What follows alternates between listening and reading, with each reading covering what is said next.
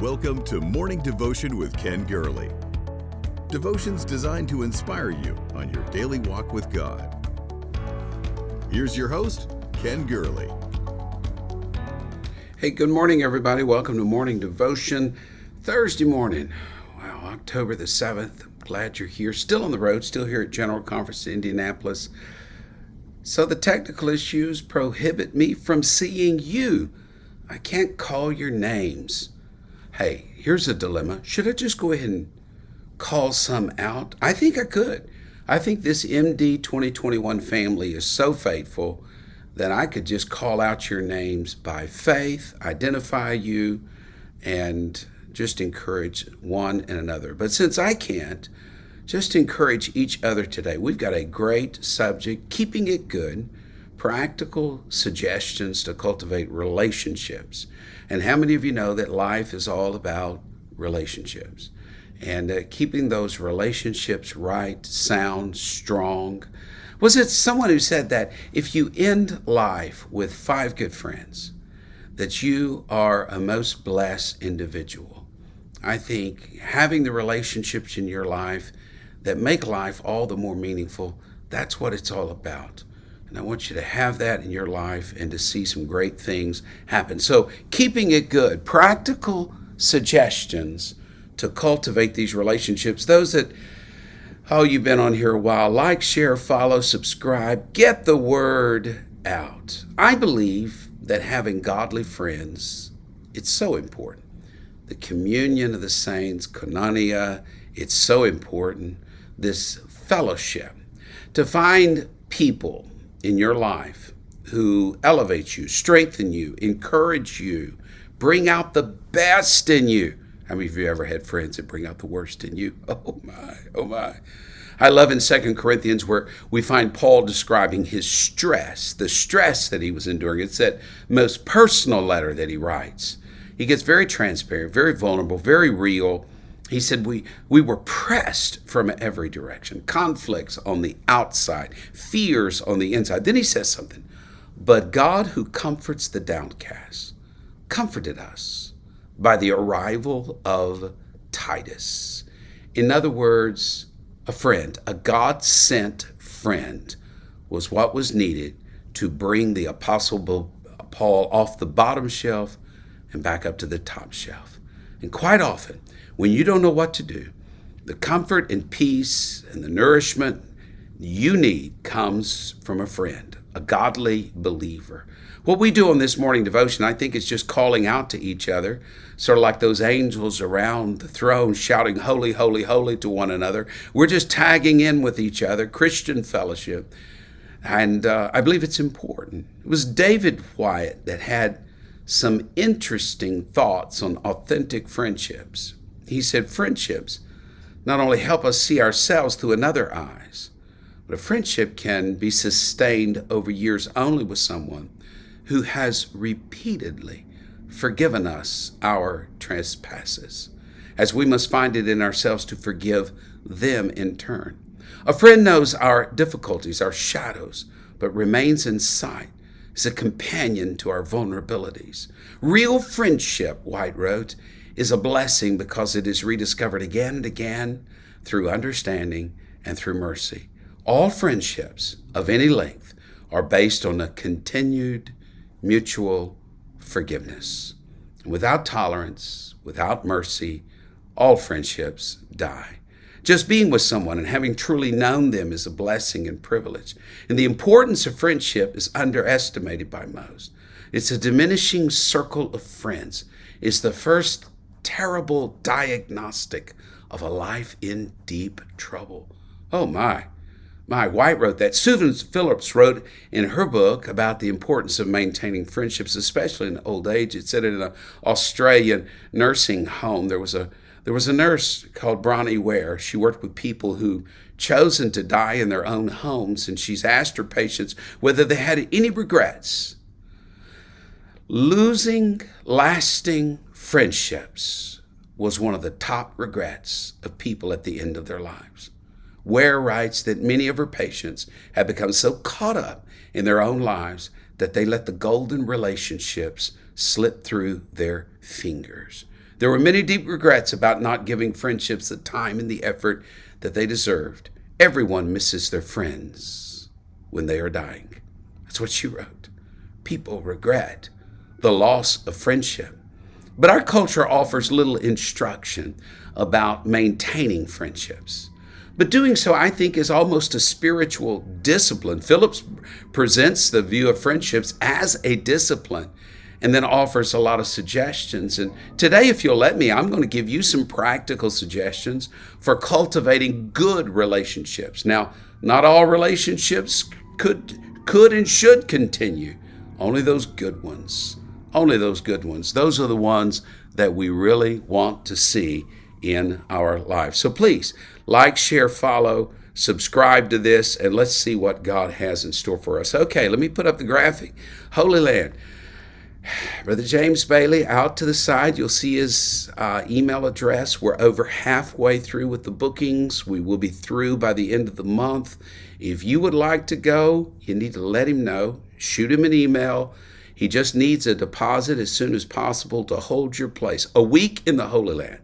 And after just a busy week rushing through the Holy Land and seeing some incredible sights, you get on a cruise in the northern Israel port of Haifa, and we take off in the Mediterranean and see some of the most ancient sites in the world.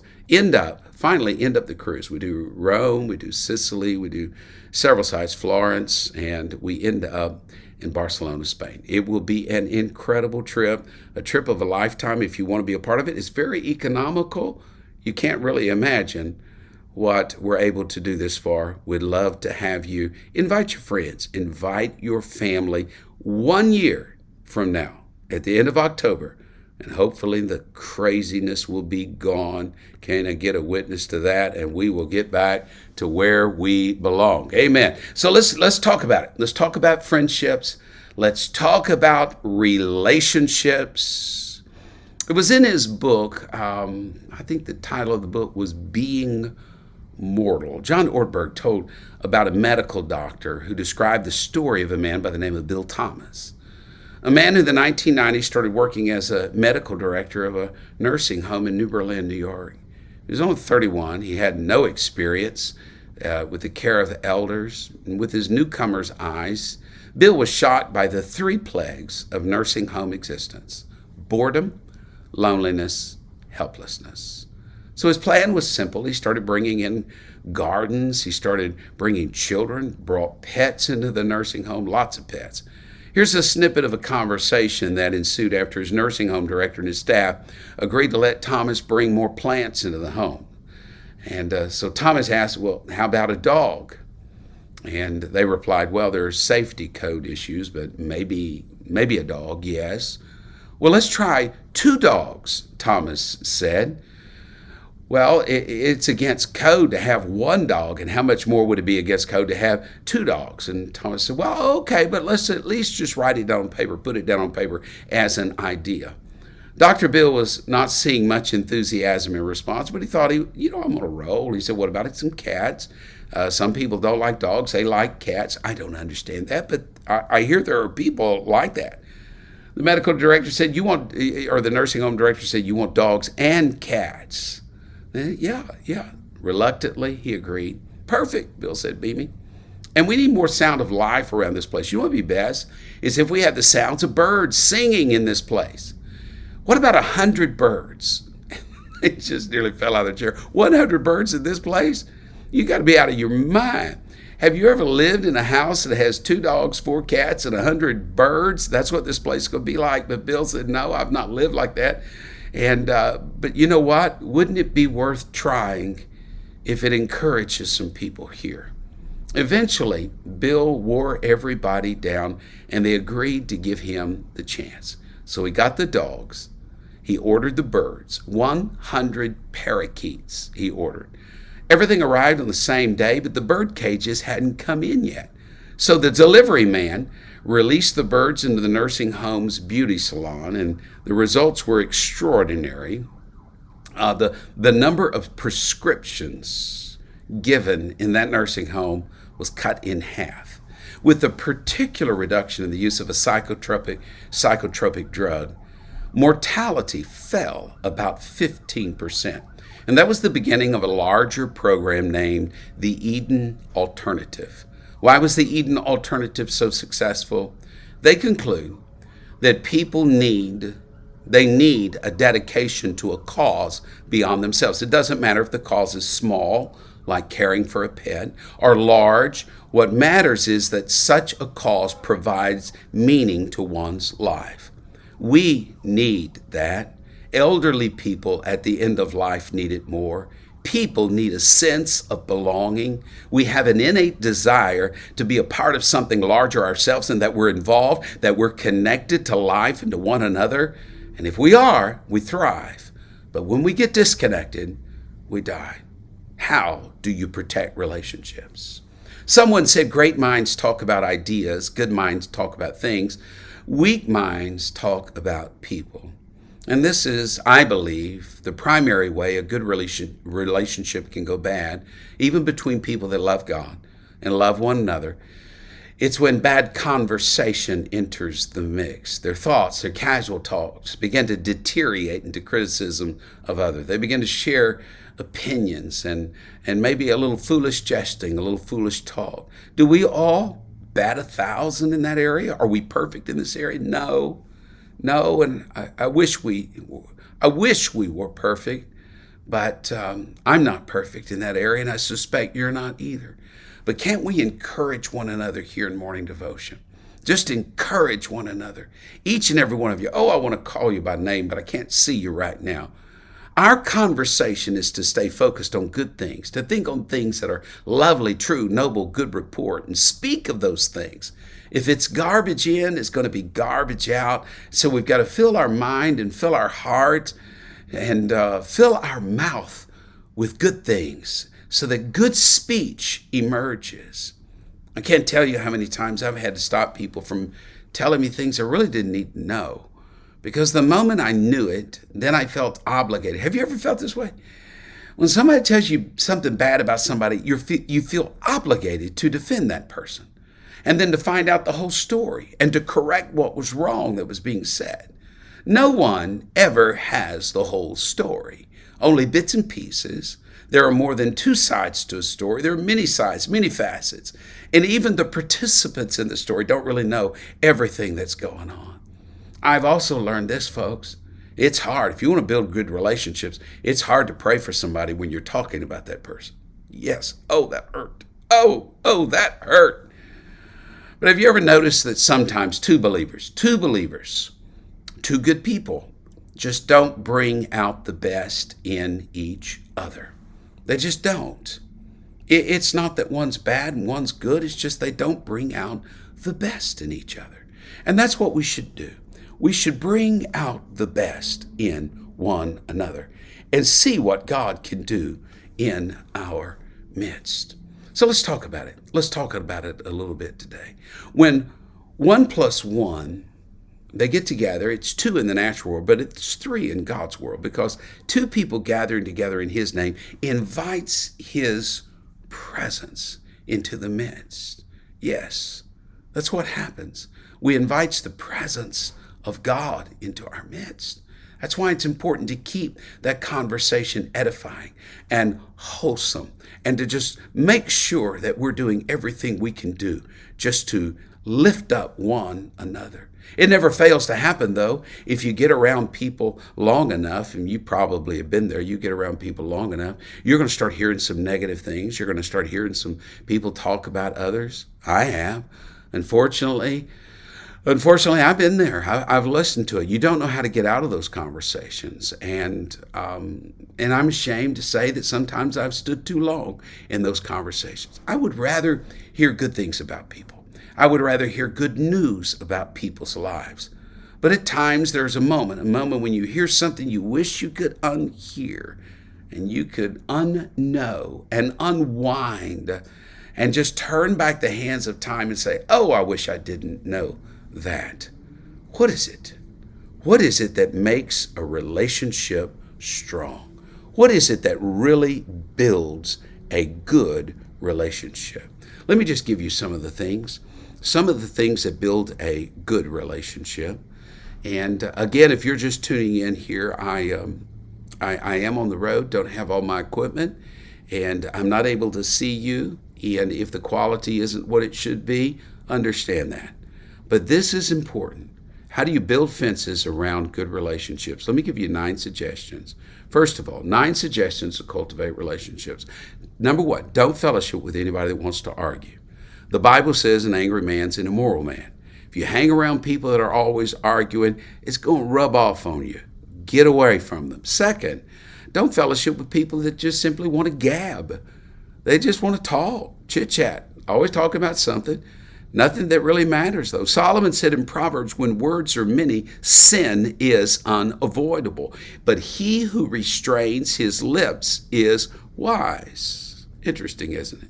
Just talking, gabbing. Every foolish and idle word we read in the Bible that one day we will stand in judgment for. Be careful. If you're in a friendship that's just based on shooting the bull, find a friendship that's based on doing something positive for others. Number 3, refrain from criticizing others. If you want to cultivate good relationships, don't build relationships on criticizing others. That's it. Don't talk about people. I've learned this. You've learned this. We all know this. The people who criticize others in your presence will criticize you in others' presence. We know that. If there's nothing good to say about someone, then say nothing whatsoever. It's cultivating good relationships, and that's important in this day and age. Here, number 4, do not listen to or share gossip. This is the law of the tongue. The fruit of the righteous is sweet. Their words are sweet. I'm not going to listen. My ears are not trash cans. I'm not going to have all that garbage in my ears, nor am I going to speak evil of other people. Yes, if you want good friendships, develop friendships that don't focus on others' downfall or shortcomings or downfalls. Don't do that. One reason is simply gossip is gossip. It may be true, may not be true. Chances are it's not. Be careful. Number 5, put a time limit on light conversations. I remember a gentleman, a good guy, he wanted people to come over to his house every week, once a week. He had his time. You had your time to come over, to sit on his porch, rock, to drink coffee, spend 2 or 3 hours and do nothing but just talk. And he had about, a couple of dozen people that would do that, and he pretty much could fill up his week with porch talk. To his credit, there was nothing wrong with the conversations, nothing untoward. But when time is the most valuable commodity you have. And spending time talking can build relationships. But each and every week, if you're just getting together to shoot the bull, that does little to transform eternity. Put a time limit on those sorts of conversations. Number 6, refrain from giving an opinion. Oh, that's a rough one. Yeah, you heard me. Just stop giving opinions. Well, I think this, I believe that, and I know this. Life is a lot nicer if you don't walk around just giving everybody your opinion. In all reality, an opinion is just that. It's just an opinion. We don't have all the facts. We don't know the entire situation. And any opinion we have and give with only partial information is probably going to be wrong. Plus, when you give your opinion, you're free to be quoted and misquoted as the need may arise. Don't throw opinions around if you want to cultivate relationships. Number 7, always defend a person being attacked. Always. Never get in a piling on mode. Always find something good to say about the person on the defensive. Why? I believe it says more about you than it does about the person being attacked. That a person with character will stand up for the weak, the vulnerable, and the attacked. If you want to build good relationships, defend those that are being attacked. Number 8, never believe the bad about anyone. Never. I mean that, never. Always grant them the benefit of a doubt. Some reason, some rationale why you may be thinking wrong about them. Don't believe the bad. Believe the good and look for the good. And number 9, and this is the final one, to cultivate good relationships. Always be kind. Always. And if you're in the company of people who are not kind, then yes, hard choices need to be made. I would say find some different company. Find people who the law of kindness is in their mouths and that they encourage one another and speak well of one another. You'll notice that most of the things I've suggested, these 9 practical suggestions, involve our speech. Our speech is so very powerful and it's so important. We have that old saying, sticks and stones may break my bones, but words never hurt. Words do hurt, but words can also heal. Use your speech, use your voice to build, to cultivate, not to destroy and to scatter. And I believe God is going to help you keep those good relationships good. Keep it good. Some practical suggestions for cultivating great relationships. I want you to go have a wonderful day today. Share this with others. If you're interested in being part of the Holy Land Cruise, look out for James Bailey's email address. Get out there and let's have a great, great day, and may God be with you. I look forward to seeing you again tomorrow. Thank you for listening to Morning Devotion with Ken Gurley. Join us next time for another inspiring devotion. To support this ministry, please visit firstchurch.com/give.